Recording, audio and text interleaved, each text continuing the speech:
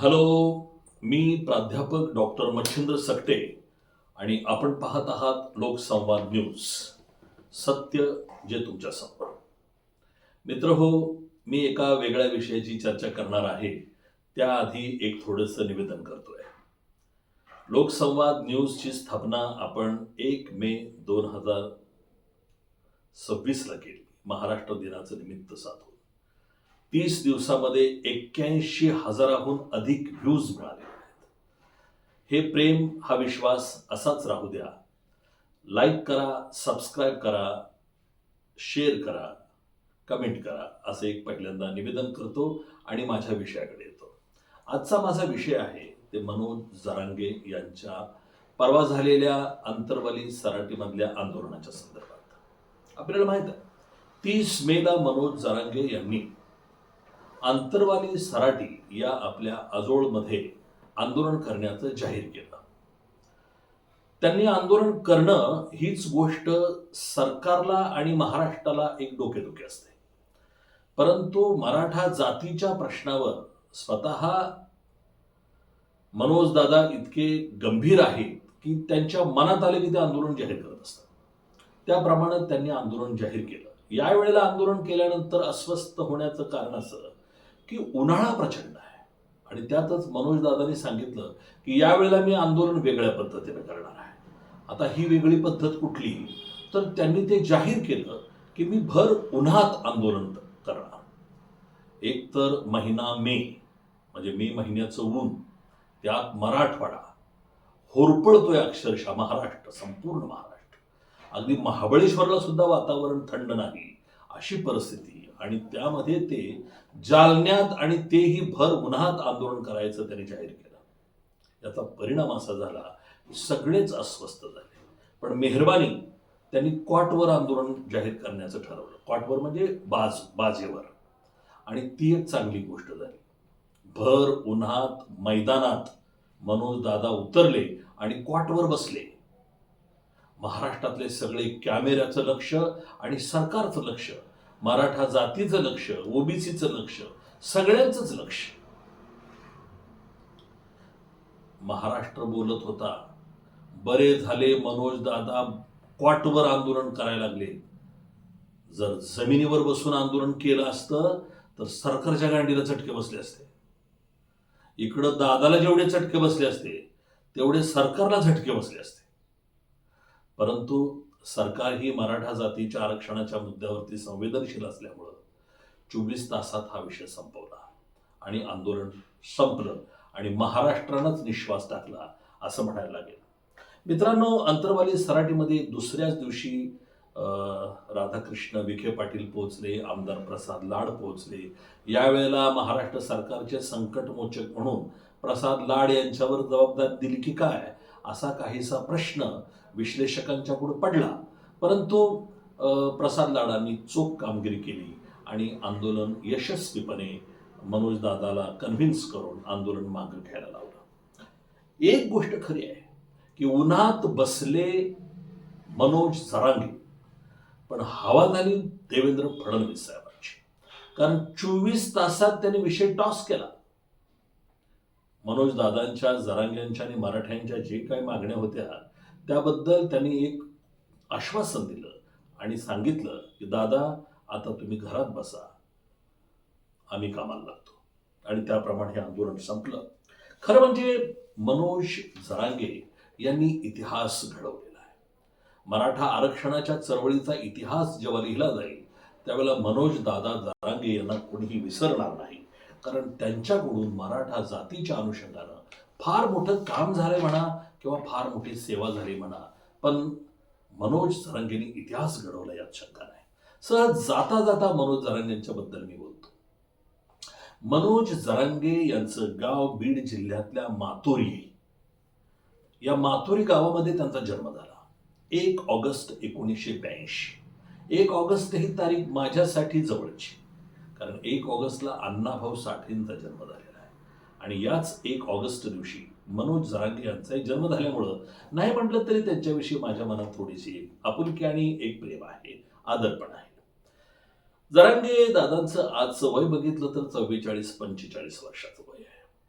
शेतकरी कुटुंबातला जन्म, आर्थिक अडचणीतनं जाणारं कुटुंब आणि आजोळात अंतरवाली सराटी, अंबड तालुक्यातल्या, जालना जिल्ह्यातल्या अंबड तालुक्यामध्ये हे गाव आहे. तिथे मी योगायोगाने गेलेलो आहे.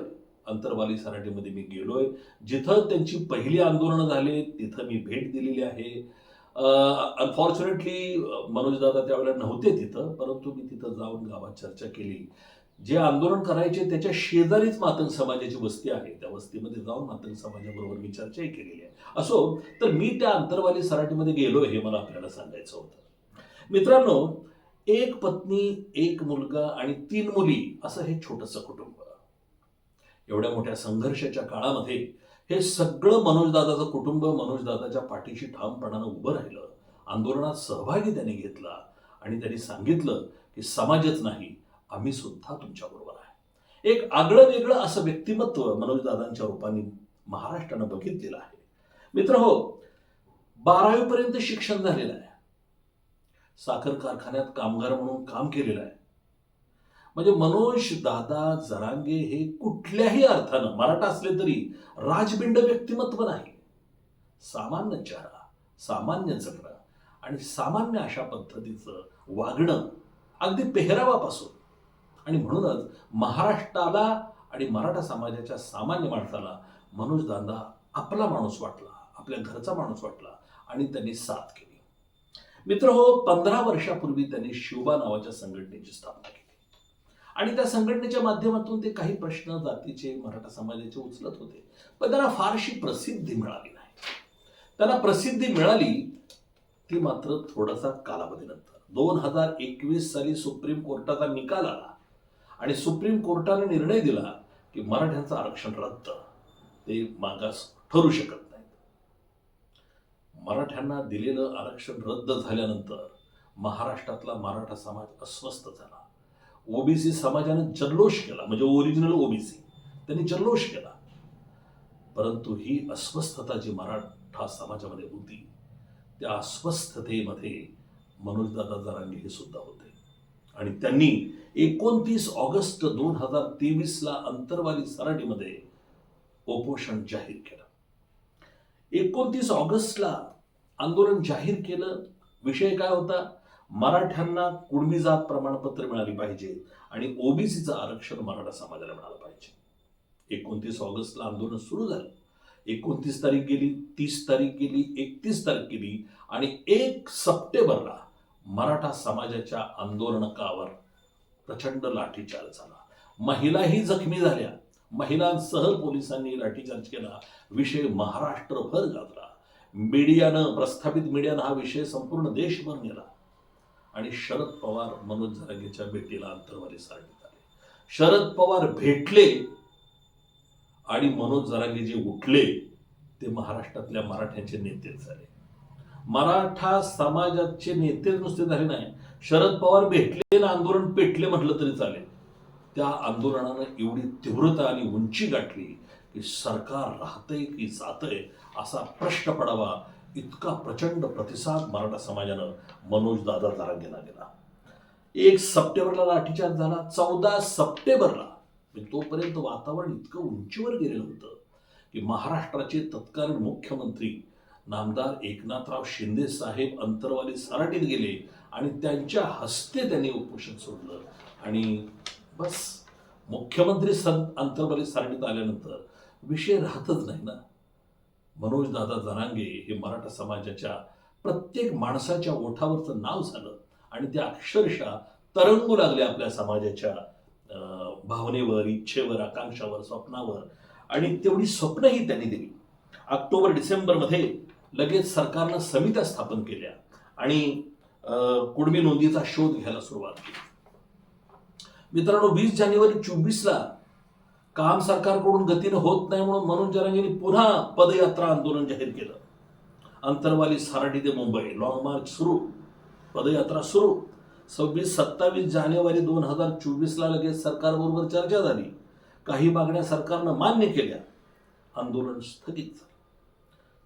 हे जानेवारीत झालं. तोपर्यंत 10 फेब्रुवारीला पुन्हा 24 पुन्हा मनोज दादांनी आंदोलन जाहीर केलं. पुन्हा आंदोलन, सगळे सोयऱ्यांचा समावेश झाला पाहिजे.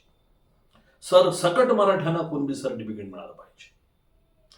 10 फेब्रुवारीला हे आंदोलन जाहीर केलं, 20 फेब्रुवारीला विशेष मराठा अधिवेशन घेतलं सरकारनं विधान भवनात, विशेष मराठ्यांसाठी आरक्षण आणि 10% स्वतंत्र आरक्षण मराठाचं. खरं तर आरक्षण हे प्रवर्गाला द्यायचं असतं, जातीला नाही. पण मराठ्यांनी ठरवल्यानंतर महाराष्ट्रात काय काय अडचण काय येणार आहे? 10% आरक्षण देऊन टाकलं. 25-26 फेब्रुवारीला जरांगे पुन्हा मुंबईकडे निघाले. पोलिसांनी त्यांना रोखलं आणि उपोषण मागे घेतलं. फेब्रुवारी नंतर मात्र काही काळ हे आंदोलन स्थगित झालं. सरकारला काम करायला वेळ देण्यात आला. दरम्यान मनोज जरांगे यांनी राज्यभर दौरे सुरू केले. जनजागरण सुरू केलं. महाराष्ट्रभर दौरे काढले. कुणबी, सगळे सोयरे या 2 मुद्द्यांनी आणि सरकारवर सतत दबाव टाकत राहिले की कुणब्याचं सर्टिफिकेट मिळालं पाहिजे आणि सगळे सोयऱ्यांचा सुद्धा समावेश झाला पाहिजे. सरकार शांतपणे काम करत होतं. 2025ला पुन्हा हैदराबाद गॅझेटच्या आधारे आम्हाला सर्टिफिकेट मिळाले पाहिजेत म्हणून मनोजदादांनी आंदोलन सुरू केलं. प्रमाणपत्र द्या, सरसकट कुणबी प्रमाणपत्र मिळालं पाहिजे, नाहीतर मग मुंबईला मोर्चा जाहीर पण केला. राज्यव्यापी सभांना सुरुवात झाली आणि मुंबईचा मोर्चा सप्टेंबर 2025 मध्ये करण्याचं ठरवलं. पण सरकार सकारात्मक असल्यामुळं हैदराबाद गॅझेटबाबत सरकारनं निर्णय मान्य केला. मार्च 2026ला म्हणजे मार्चला आता 2 महिन्यापूर्वी मराठा सेवक नावाचं एक नेटवर्क महाराष्ट्रामध्ये निर्माण करण्याची घोषणा मनोजदादांनी केली मार्चमध्ये आणि 30 मेला पुन्हा त्यांच्या मनात आलं आणि त्यांनी जाहीर केलं की आंदोलन करणार. आणि भर उन्हात अंतरवाली सराटी मनोजदादा जरांगे क्वाटवर बसले आणि सरकार उठले आणि मागणीच्या संदर्भात पुन्हा त्यांना निवेदन देण्यात आलं आणि 1 महिन्याच्या मुदतीमध्ये ही सगळी आपली प्रश्न सोडू. काय काय मागण्या होत्या यावेळेला सहज नजर टाकायला हरकत नाहीये. मराठा समाजाला आरक्षण मिळालं पाहिजे, मराठ्यांना कुणबी प्रमाणपत्र सरसकट मिळाली पाहिजेत, ओबीसी प्रवर्गातून त्यांना लाभ मिळाला पाहिजे, आंदोलनामध्ये आंदोलकावर जे गुन्हे दाखल झालेले आहेत ते गुन्हे माफ केले पाहिजेत, मागे घेतले पाहिजेत, आंदोलनामध्ये मृत्यू पावलेल्या कुटुंबियांना आर्थिक मदत झाली पाहिजे, मराठा कुणबी असं स्वतंत्र मंत्रालय स्थापन केलं पाहिजे आणि अण्णासाहेब पाटील महामंडळ सक्षम केलं पाहिजे. जातीच्या मागण्या आहेत आणि कुणी जर कुठल्या जातीच्या संदर्भात लढत असेल तर त्यात गैर आहे असं मानण्याचं कारण नाही. पण मी थोडंसं वेगळं बोलणार आहे. मनोज दादा, तुम्ही मराठा आहात किंवा कुणबी आहात, तुम्ही आज मराठ्यांचे नेते झालेले आहात, मराठा जातीचे नेते झालेले आहेत. गेली काही वर्ष तुम्ही सातत्यानं मराठा जात आरक्षण आणि प्रमाणपत्र यासाठी संघर्ष केलेला आहे आणि त्याला यश आलेलं आहे. माझं एक आव्हान आहे तुम्हाला, जातीतनं बाहेर या. मनोज दादा, मराठा जातीतनं बाहेर या. मराठा जात सक्षम आहे. सरकार तुमचं आहे, आमदार तुमचे आहेत, खासदार तुमचे आहेत आणि तुम्ही आहातच ना जागरूक. तुमचं लक्ष आहेच की मराठा जातीवर. माझं फक्त एवढंच म्हणणं आहे, मी गेली 30-35 वर्ष चळवळ करतोय. दलित महासंघाच्या माध्यमातून आमच्या समाजातल्या कार्यकर्त्यांच्यावर सुद्धा गुन्हे दाखल झालेले आहेत. आज 30-35 वर्ष झाला आमच्यावरचे गुन्हे दाखल झालेले मागे अजून घेतलेले नाही आहेत. आमच्या समाजामध्ये सध्या अनुसूचित जातीच्या आरक्षणाची चळवळ चाललेली आहे, उपवर्गीकरणाची चळवळ आहे. दादा, तुम्ही या ना जातीतून बाहेर. तुम्ही जर जातीतून बाहेर आलात, किती प्रश्न आहेत महाराष्ट्रामध्ये. शेतकऱ्यांचे प्रश्न आहेत, कामगारांचे प्रश्न आहेत, महिलांच्या अत्याचाराचे प्रश्न आहेत, कष्टकऱ्यांचे प्रश्न आहेत, कांद्याच्या भावाचे प्रश्न आहेत, किती प्रश्न आहेत. आमचे प्रश्न आहेत दादा. अनुसूचित जाती आरक्षण वर्गीकरणाचा प्रश्न आहे. आमच्या समाजातले गुन्हे ते मागे घ्यायचे आहेत. आमच्या समाजातल्या काही मुलांनी आरक्षणासाठी बलिदान केलेलं आहे, त्यांच्या कुटुंबियाला मदत झाली पाहिजे. पण दादा, तुम्ही जातीत अडकलात तर हे प्रश्न सुटणार नाही आहेत. तुम्ही मोठे व्हा, तुम्ही जातीचे आहातच, पण तुम्ही जातीतून बाहेर आलात तर तुम्ही महाराष्ट्राचे व्हा, दलितांचे व्हा, तुम्ही भगिनींचे दादा व्हा. यासाठी दादा तुम्ही बाहेर आला पाहिजे असं मला वाटतं. तुम्ही नुसतं उभं जर राहिला तरी सरकार तुम्हाला न्याय देईल. म्हणून मी तुम्हाला आवाहन करतोय दादा, जातीतून बाहेर या, जातीतून बाहेर या. पाहत रहा लोकसंवाद न्यूज आणि प्लीज जाता जाता पुन्हा सांगतो, लाईक करा, शेअर करा, सबस्क्राईब करा आणि कमेंट करा. जय भारत, जय महाराष्ट्र.